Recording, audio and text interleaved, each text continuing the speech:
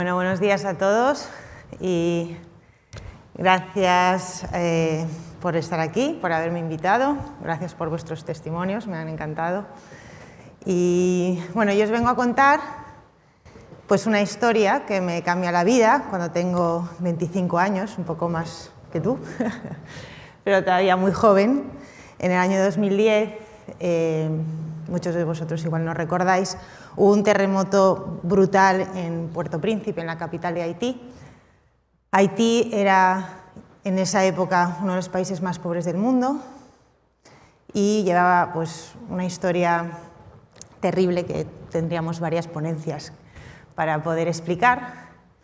Pero resulta que yo acababa de acabar la universidad y estaba muy motivada con lo que hacía, había estudiado una carrera que me encantaba, que todavía en España no existe, que es Ciencias Gastronómicas, y luchábamos porque los productos fueran buenos, limpios y justos, y que los campesinos tuvieran una buena remuneración, que los productos fueran limpios para el medio ambiente y para nosotros, y yo tenía una motivada enorme con lo que había estudiado, ¿no?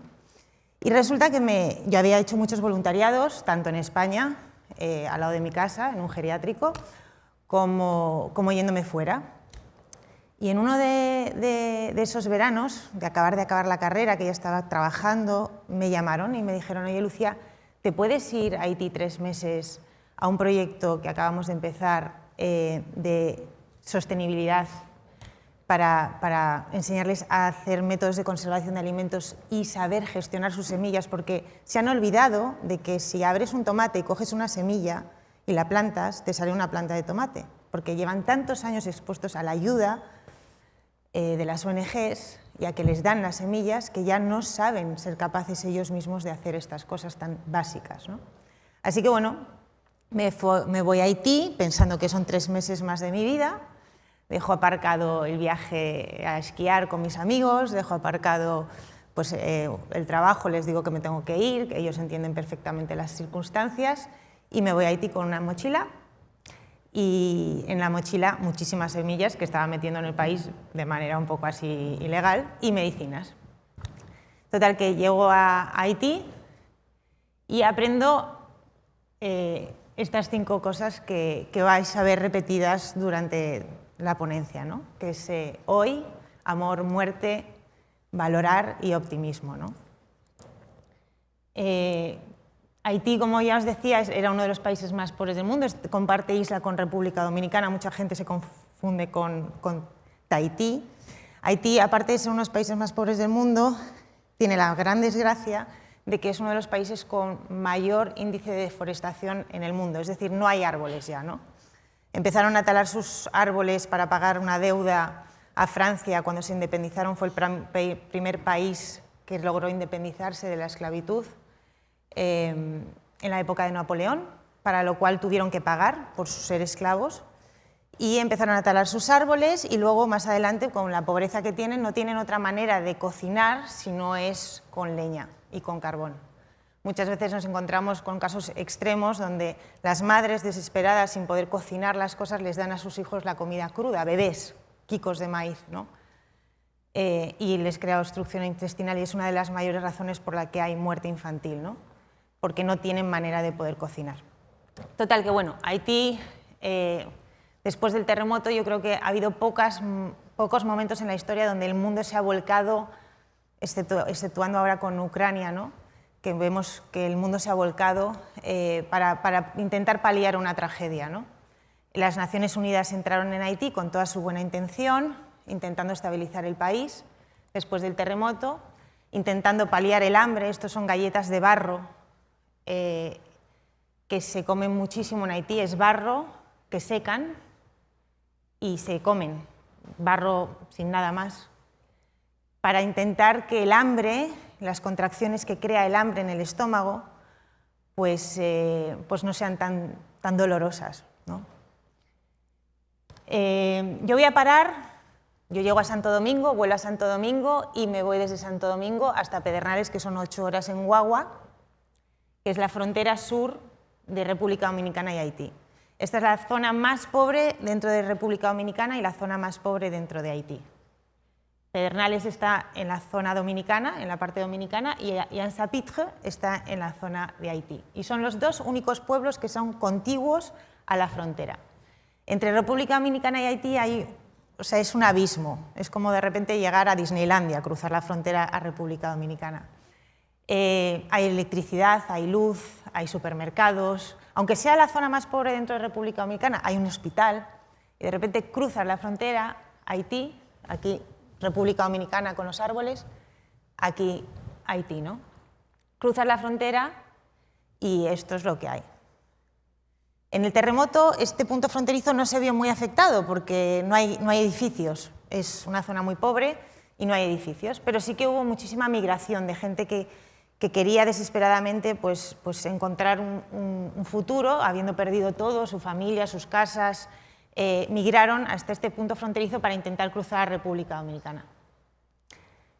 Y claro, tú llegas ahí y ves la pobreza, ¿no? Que es muy visual y nosotros estamos muy acostumbrados a ver pelis, a ver documentales. Yo había estado ya expuesta a niveles que yo consideraba que eran bastante fuertes de ver la miseria, ¿no? Pero Haití es bastante particular, ¿no? Y la pobreza muchas veces creemos que es visual, cuando en realidad es como un iceberg. Y cuanto más tiempo estás y más conoces la realidad, te das cuenta que lo peor de la pobreza no se ve, ¿no?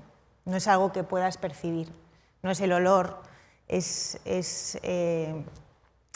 algo que voy a intentar transmitiros hoy aquí, ¿no? Un día, estando en este proyecto, llegó una tormenta tropical llamada Thomas y los cascos azules, que en nuestra zona eran los peruanos, gracias a ellos, que nos han ayudado muchísimo, nos avisaron a todos los que estábamos formando parte de este proyecto que debíamos de cruzar la frontera para resguardarnos de la tormenta tropical, porque dormíamos en tiendas de campaña, y que cruzáramos a Pedernales, que son 5 minutos, para poder estar pues más a salvo, ¿no? Cruzo la frontera a Pedernales y empiezo a ver a estos niños en la calle. Yo pensaba que eran niños dominicanos, porque hablaban perfectamente español, y les veía en la calle sin zapatos, sucios, y siempre me pedían comida. Entonces, un día empezamos a hablar y me contaron que ellos no sabían cómo se llamaban, que no recordaban quiénes eran sus padres, que habían sido esclavos. Entonces yo me quedo, pues me tocó, o sea, me refiero, 2010 esclavos, era como algo que salía de una película, ¿no? O sea, no me lo podía ni imaginar, ¿no? Entonces, en un contexto tan complicado como este necesitas puntos de referencia. Entonces había un sacerdote español que se llama el Padre Antonio, que llevaba 14 años en República Dominicana, y yo fui a preguntarle, oye, ¿es verdad que estos niños han sido esclavos? ¿Puede ser real esto? O sea, me refiero, es que estamos en el 2010, ¿no? Me dijo, sí, Lucía, las madres tienen tanto miedo de que mueran por hambre que prefieren regalarles a pesar de que sepan que van a ser esclavos, ¿no? Entonces les regalan y cruzan la frontera muchas veces a República Dominicana, de la cual no hay datos de cuántos niños hay esclavos en República Dominicana, porque no les conviene. Pero dentro de Haití, UNICEF calcula que hay unos 500.000 niños esclavos y ahora ha bajado un poco, pero en el año del terremoto de Haití era el país con más índice de esclavitud infantil. Así que yo me reúno con las autoridades, porque estos niños les violaban por las noches, dormían en el techo de una discoteca para poder salir corriendo y saltar cuando venían a violarles por la noche. Y yo todos los días les daba de comer, medio dejé el proyecto, iba mucho menos, estaba siempre con ellos. Y entonces dije, oye, es el año del terremoto, ha habido una pasta gansa que se ha recaudado para Haití. Estamos en el punto fronterizo más pobre entre los dos países. Shakira ha hecho una canción con Alejandra Sanz de Ay, ay, Haití. O sea, ¿quién está ocupándose de los niños? O sea, no me puedo creer que no haya ninguna ONG que se esté ocupando de los niños. Hablo con el Padre Antonio y digo, o sea, a ver, ¿dónde está el orfanato? Porque yo tengo dinero ahorrado, tengo 6.000 pavos, ¿a quién les tengo que dar los 6.000 euros que tengo para que estos niños se vayan a un orfanato y yo pueda volver a mi vida? Porque yo quiero volver a mi vida, porque yo no me voy a sacrificar más. Fenomenal, dinero, muy bien, pero yo se acabó, yo quiero mi vida. yo paso la pelota, que es lo que me han enseñado a hacer. Sí, aquí hay alguien siempre que recoge la pelota en nuestra sociedad. Sin embargo, ahí no había nadie, ¿no? Se hizo una reunión enorme porque llegaba el turismo a la República Dominicana, a esta zona, y entonces no querían que hubiera niños en la calle para que nadie, pues los turistas no se sensibilizaran y dijeran que no querían estar ahí. Entonces vinieron todas las grandes ONGs que veis en la tele, más el gobierno de los dos países, y se reunieron, y a mí me invitó el padre Antonio. Y la cuestión era que estos niños podían tener padres, con lo cual no podían estar en un orfanato, y podían no tenerlos, con lo cual no podían estar en un centro de acogida. Así que los niños se quedaban en un limbo legal donde iban a estar pues, en la calle para siempre, ¿no? Expuestos a las violaciones y a las vejaciones y al racismo más brutal y absoluto por parte de los dominicanos, que bueno, es una situación muy compleja en esa frontera, ¿no? Así que bueno, esto es lo que yo tenía en mi mente durante muchos días cuando tomé la decisión de que yo no podía volverme a mi casa y que me tenía que quedar. Entonces yo no tenía ninguna experiencia con niños, soy la mayor de muchísimos primos, tengo una familia enorme, pero vamos, nunca me han gustado los niños específicamente. Mis padres, cuando tenía vuestra edad, me obligaban a hacer de canguro y no me volvían a llamar en la vida porque dejaban a los niños hasta las 2 de la mañana con Coca-Cola y llegaban los padres y me querían matar. Y sabía que no era capaz de hacer las cosas como debía de hacerlas, pero sabía que era incapaz de volverme a mi país, de volver a mi vida, habiendo visto lo que había visto, porque no puedes borrar lo que sabes, ¿no? Así que hablé con el padre Antonio, hablé con mis padres, les mandé un email y les dije que me iba a quedar, que solo iba a alquilar un sitio, les iba a sacar de la calle, no les iban a violar por la noche, les iba a dar de comer, y entonces vendría alguna ONG que supiera lo que tiene que hacer, que estuviera preparada, que tuviera los medios y que fuera capaz de llevarlo adelante, ¿no? Y claro, yo, Antoñita la fantástica, pensé que los 6.000 euros que tenía ahorrados y que las ONGs iban a llegar en algún momento, pues que yo solo tenía que empezar, ¿no? Porque hoy no les van a violar, hoy no les van a violar, es lo que me repetía a mí misma, ¿no?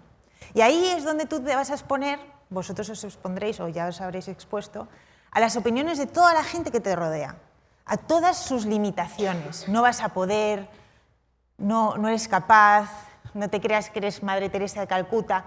Todas sus limitaciones te las proyectan a ti. Y tú eres incapaz de abrirte el corazón a la mitad y enseñarle de lo que está hecho. Yo sabía que si me embarcaba en esto, no había manera en la que yo lo dejara, ¿no? Y sin embargo yo había sido pues una chisgarabís bastante en mi vida, ¿no? Era bastante la loca, ¿no? Me llamaban, ¿no? Era bastante eufórica. Me iba de viaje, volvía, me iba, no paraba quieta.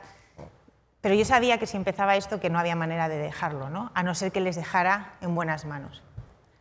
Así que alquilé una casa en Haití, esto es el Palacio de Buckingham, con Alexis, que era un compañero del proyecto en el que estaba, en el inicial, y compramos mucho material de construcción, dijimos a los dueños que íbamos a venir, dijimos a los niños que íbamos a venir todos los días a darles de comer y a cuidarles, ¿no? Porque simplemente el hecho de que tú estuvieras con ellos ya hacía que les trataran un poco mejor. Pero que cuando la casa estuviera construida, que entonces vendríamos a buscarles ya para que vinieran a vivir ahí. Porque pensábamos que nadie nos iba a dejar tener niños en estas circunstancias, ¿no?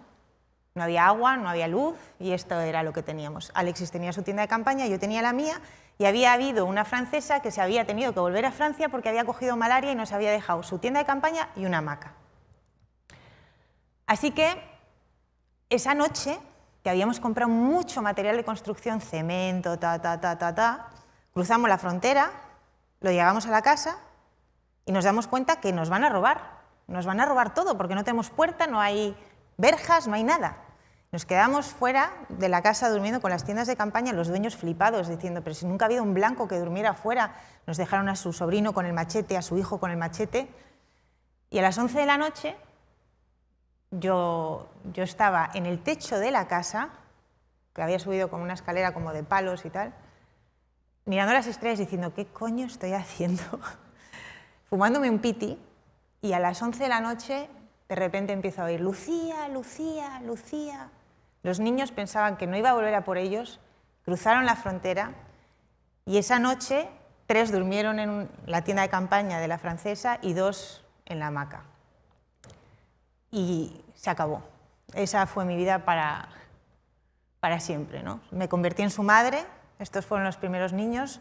Claro, en cuanto la gente supo que había alguien que se estaba ocupando de los niños, inmediatamente nos traían a más niños, nos dejaban a niños en la puerta de la casa, bebés, y fuimos creciendo. Esta es la primera noche en la que duermen en un colchón. No sabían qué hacer con las sábanas, no, o sea, no tenían ni idea, o sea, se morían de la risa con las sábanas. Hacíamos habitaciones, ¿no? De repente una habitación, poníamos el suelo con un miedo, ¿sabes? ¿Llegará más dinero? ¿No llegará más dinero? Claro, a mí, o sea, si costaba 1 euro, me cobraban 20. No tenía ni idea de hablar creol, que es el idioma que hablan ellos, era la blanca, así que bueno, los 6.000 euros desaparecieron, pero sin verlo. Así que llamé a mis padres, por favor, vende mi coche, por favor, yo tenía 2 restaurantes, véndelo con mis padres, vamos a vender el restaurante, dame dinero, vendo mi parte. Y me dijeron, bueno, pues Lucía, te vamos a tener que empezar a ayudar, vamos a empezar a hacer cosas aquí, así que hay que crear una asociación porque no te voy a estar ingresando dinero en tu cuenta, encima a ver si va a venir Hacienda luego y te va a dar un palo.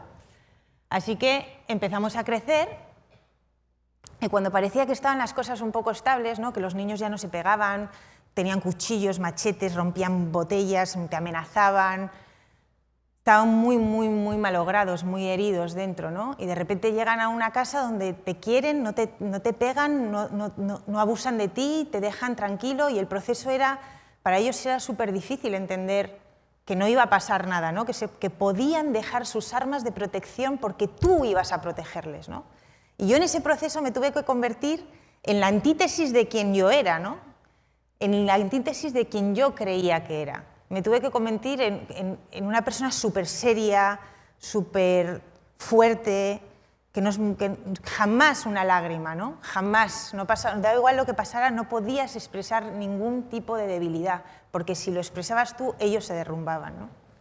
Y cuando parecía que ya las cosas iban un poco mejor, que ya había educadores que empezaban a venir, haitianos, voluntarios, la que lava la ropa en el río, los niños los sábados y los domingos, o sea, el colegio era como que era brutal, ¿no? Toda la experiencia, de repente empiezan las lluvias y los nepalíes de las Naciones Unidas habían traído el cólera al país. Yo esto lo he contado muchísimas veces y yo creo que hasta que hemos vivido nosotros el COVID nunca he tenido la sensación de que nadie pudiera entenderlo, ¿no? O sea, cuando coges el cólera, en horas, 6 horas, 8 horas, depende, te deshidratas y te mueres, ¿no? Entonces, o sea, lo que vivimos fue el infierno, ¿no? El infierno más profundo, que lo peor es que si te pones un poco de suero, te salvas, ¿no? Solo con un suero, con una vía, con suero te salvas, con hidratarte. Sin embargo, claro, ellos no tenían la suerte de poder acceder a un hospital, no había un hospital en la zona y había que cruzar a República Dominicana para acceder al hospital. Y bueno, pues fue muy duro, ¿no? Yo volví a España después de un año para recaudar dinero, un mes, con estrés postraumático, porque es muy dura la situación, ¿no? Así es como intentábamos paliar la situación, comprando nosotros sueros sin tener ni idea de lo que estábamos haciendo, llamando a expertos en Europa, diciéndole que nos aconsejaran. Y bueno, pues se paró un poco la situación del cólera, los niños seguíamos en la casa, empezamos el colegio, no les querían admitir en el cole en Haití, porque el cole en Haití es para pijos, o sea, Harvard, MIT, no sé, las mejores universidades del mundo juntas, y si están en la luna, eso es la accesibilidad que tienen los niños haitianos para ir al colegio en Haití. El 2% de los niños llegan a secundaria. Hay que ir con uniforme, calcetines limpios, uniforme perfecto, no tienen jabón para lavar la ropa, pero sin embargo tienen que ir con el uniforme perfecto, ¿no? Entonces, claro, meter a nuestros niños, que eran niños de la calle, que sabían que habían sido violados, les llamaban de todo en la calle, yo tenía que ir siempre con ellos en la calle cantando canciones para que no oyeran los insultos, ¿no? Meter a los nuestros en el cole, pues nadie quería, ¿no? Así que tuvimos que crear nuestra propia escuela. Este es el primer día que van al cole en su vida. No teníamos el pantalón del uniforme, pero teníamos la camisa, que es como, no sé, Es que no os podéis imaginar lo que es para ellos ponerse un uniforme, poder ir a la escuela, ¿no? Que seas digno para que te enseñen algo. Falta Nelson, que no se quiso poner en la foto, está enfadado. Y de repente llegó mi tía Marta. Mi tía Marta es enfermera, es de aquí de Madrid, y vino, y ella era madre. Entonces yo aprendí muchísimo de ella porque era súper dura, ¿no? O sea, era todo súper conciso. Si no te sientas, los niños no sabían lo que era sentarse con un plato o coger un tenedor, ¿no? Se tiraban al suelo por la comida. Bueno, ella me ayudó muchísimo, trajo dinero, trajo esperanza y sobre todo trajo acompañamiento, ¿no? Porque te sentías la persona más sola del mundo, ¿no? Y bueno, fuimos creciendo.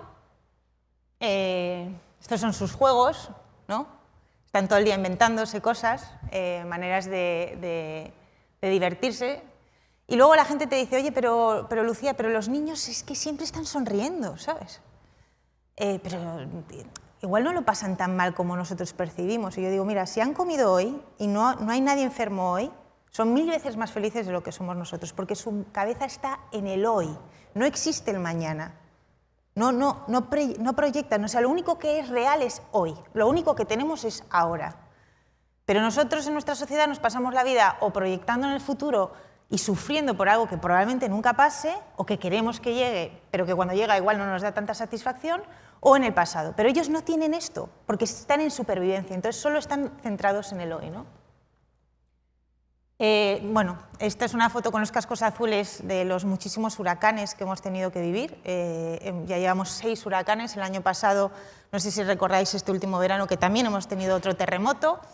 Pasa el terremoto, hubo un pequeño tsunami en nuestra zona y me llaman de las Naciones Unidas para decirme que en 3 días llega un huracán. O sea, acabamos de vivir el terremoto y llega un huracán en 3 días, ¿no? Esto es lo que pasa en Haití. Es decir, no hay manera de predecir lo que va a traer el futuro, con lo cual, como no podemos predecir, como aquí, que va a llegar el invierno y luego va a llegar la primavera y luego el verano, ahí no. O sea, nunca se sabe, con lo cual lo único que tienen es el hoy, es el ahora, ¿no? Bueno, pues después de 2 años de estar en esa casa, de repente la dueña de la casa me dice que quiere un pastizal, 700 euros por la casa. No teníamos dinero para afrontar eso, no sabíamos cómo estábamos llegando a final de mes, de hecho todavía no sé cómo llegamos a final de mes, pero han pasado 11 años, y nos echa. Entonces, no sabíamos dónde nos íbamos a ir, llegan los cascos azules y nos dejan tiendas de campaña. Y nos fuimos a vivir a tiendas de campaña y pues viví uno de los peores momentos de mi vida cuando llegaron las autoridades haitianas, que durante todo el tiempo nos habían intentado amenazar. A mí me han tenido que sacar, bueno, películas, ¿no? Sacar en helicóptero el embajador español, gracias a ellos estoy viva, muchísimas amenazas de muerte. Yo era muy joven, pensaba que si denunciabas las cosas iban a cambiar, cuando al revés hay muchísimo negocio, hay tráfico de órganos, hay tráfico de niños. Bueno, toda una película de ciencia ficción, ¿no? Y de terror. Y llegaron las autoridades haitianas para decirnos que nos iban a quitar a los niños porque no podían vivir en tiendas de campaña. Le dije, pues fenomenal, llévateles a un buen centro, yo no necesito tener un orfanato, o sea, no es lo que yo quería hacer con mi vida. Así que si te les llevas a un buen centro y yo puedo supervisar que sea un buen centro, que no les vas a quitar los órganos, que no vas a cobrar por meter a gente para que se queden con ellos, entonces yo feliz, yo no tengo ninguna necesidad, te doy todo el dinero que tengo en el banco, pero llévateles a un sitio. ¿Qué vas a cerrarme aquí y les vas a dejar otra vez en la calle? Así que bueno, aquí hay un pequeño vídeo que hizo mi primo Nacho cuando vino a verme, que justo fue en esa época, para que veáis.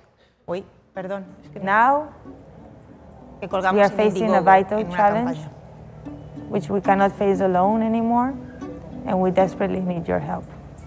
Ever since the beginning, we rented a place for children to live in.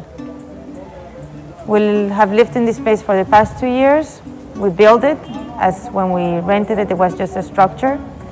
Now, 2 years later, the house is totally built and in perfect conditions, and the landlord has asked us to pay 7 times more the amount that we used to pay until now. This is something we cannot pay. It is much out of our reach and much out of the local prices. So we are forced to leave.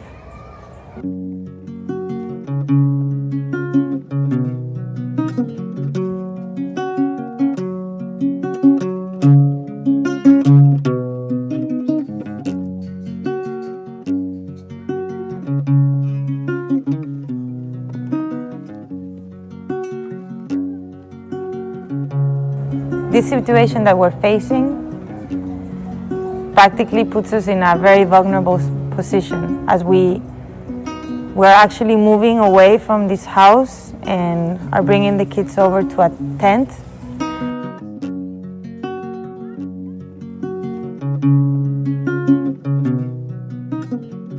This temporary measure that we have taken to live in tents cannot last forever. Obviously, the authorities of Haiti will not allow us to keep on living with the children in tents. So we actually have to have a plan in which we will be moving out to a proper house, especially living in an area where there's hurricanes and there's natural catastrophes. And from here to 6 months, we are in the dry season, but from 6 months from now, we will be entering the hurricane season, and we simply cannot be living in tents. So this is why we need help to finance the buying and building of the orphanage. Bueno, pues esto se puso en un vídeo que hizo mi primo. Yo estaba en el hospital en España, me había cogido el tercer dengue, he cogido muchísimas enfermedades estando ahí, y yo estaba desesperada, ¿no? Ya era como que veías que ya no había opción, que te tenías que rendir, y yo no soy buena en rendirme, ¿no? Nunca he sido, no soy incapaz, no sé rendirme. Entonces, pues como última alternativa, mi primo dijo, mira, he estado grabando, vamos a hacer un vídeo, lo ponemos en una plataforma, en Indiegogo, en crowdfunding, a ver si conseguimos el dinero, ¿no? Y yo acababa de salir del hospital y estaba en casa de mis padres, en la cama. Me acuerdo que de vez en cuando me conectaba para ver, porque necesitábamos recaudar mucho dinero, muchísimo dinero, eran 48.000 euros para comprar un terreno y construir una casa antisísmica y un huracán. Y resulta que recaudamos 78.000 euros. Pudimos comprar este terreno para que nadie se lo pueda quitar nunca en la vida, y pudimos salvar a Amy una vez más, ¿no? Estos son los niños el día que se movieron a su casa. Bueno, encima tienen la mejor casa de la zona. El alcalde de la zona cree que va a ser una llamada para el turismo local, que venga la gente a ver la casa, porque es un mastodonte, porque teníamos que cumplir con las reglas de UNICEF, ¿no? Este es nuestro cole. Tenemos un colegio donde damos escolarización gratuita a niños que sabemos que van a tener que regalar, y antes de que les tengan que regalar, porque como estamos en la zona y sabemos quién es quién, y sabemos que se ha quedado embarazada y que su marido la ha dejado, y que si comen o no dejan de comer, pues intervenimos y damos escolarización gratuita a niños, y en 3 años dan 6 años de primaria. Porque como son niños de edades avanzadas, muchas veces no sabemos su edad, excepto por los dientes, sabemos que es imposible, que tendrían 30 años cuando lleguen a acabar secundaria, ¿no? Así que hicimos este sistema de educación acelerada, que nos arriesgamos mucho, pero ahora tenemos los primeros que han acabado el baccalaureal, que están examinándose ahora, el mes que viene empiezan la examinación, son las mejores medias históricas del país, y el año que viene vamos a tener a 4 niños que van a venir a España becados a la universidad, ¿no?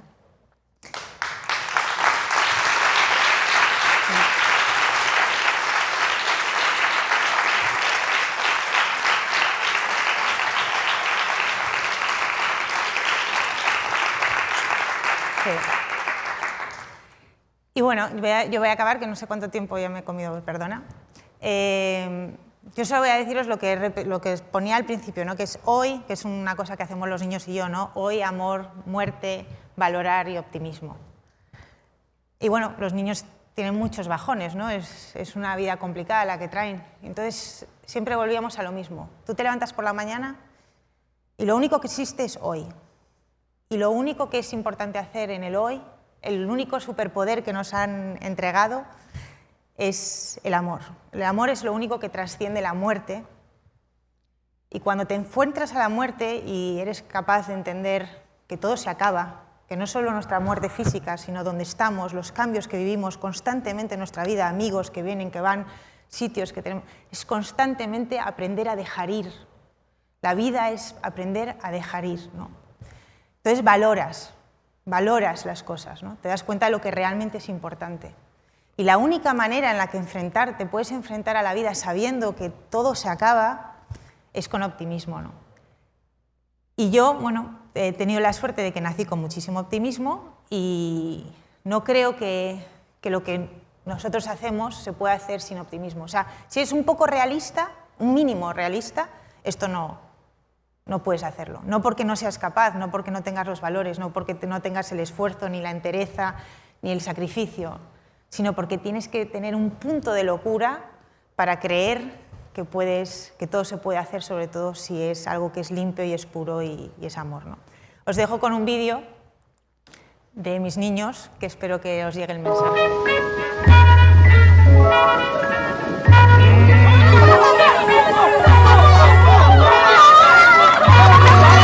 2012, Haïti moun yo an sapit, si moun yo nan men yo.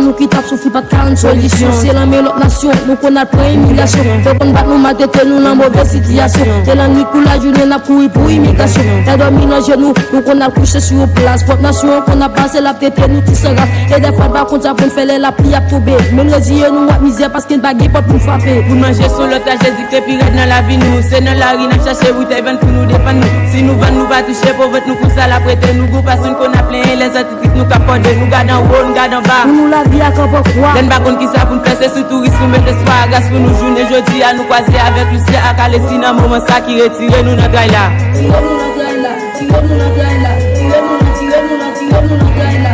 Oh mon Dieu, mais la vie nous amène, c'est un coup de yon à tout cas, ça c'est un coup, quand ça n'a pas, on se met à mille. Oh mon Dieu, mais la vie nous amène, c'est un coup de yon à tout cas, ça c'est un coup. Man pa bliye, se nou kap di peyi a deme. Men pou yon piye wè pousse, fol ouze pou l'ka donne. Sa vle di, se nou menm ki fiti Haïti. Sin pa an ka debi jodi, deme a mal vini. Oui ou non, eske pa bo isi, pa gen yon dirijan ki je fè na pas ou trai. Pa gen yon ki fon jan, men na viv nan yon sant. Pa gen yon ki pase wè nou, ou li yo di nou bonjou, propose pa wè nou. Pou ki se yon sou foutye ya ka pou ide machine. Pou ki sa nou bago lokal ki pou ba yo pou disiplit. Se prop son nou yoye, fok pou ki je nou vi sou yo. Fote pa kite sel, nasyon selman kapote et ba yo.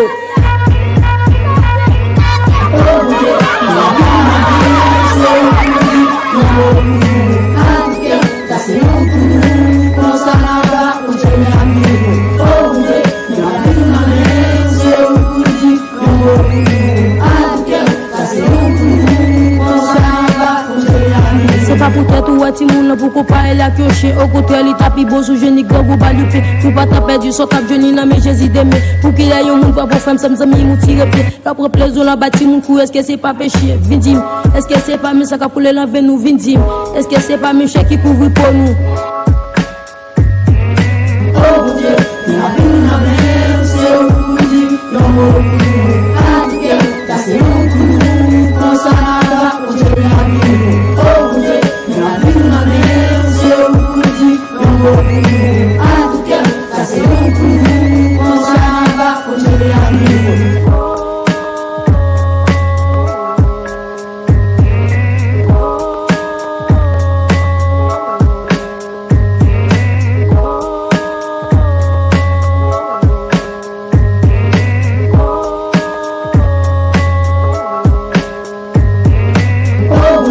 La vie nous amène, c'est au coup dit,